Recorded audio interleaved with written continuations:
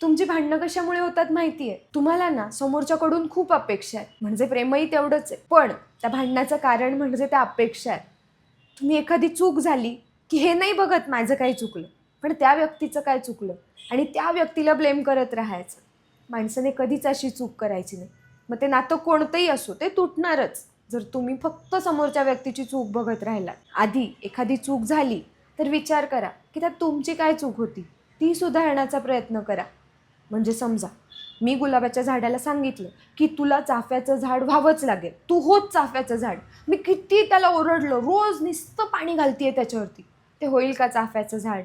नाही होणार, कारण ते गुलाबाचंच झाड आहे ना, त्याला फुलं गुलाबाचीच येणार आहेत. त्यामुळे त्याला जसं आहे तसंच राहू द्यायचं. पण मी काय बदलू शकते? जर मी चाफ्याचं झाड आहे तर मी मला बहर येईल, कसा येईल हे बघेन.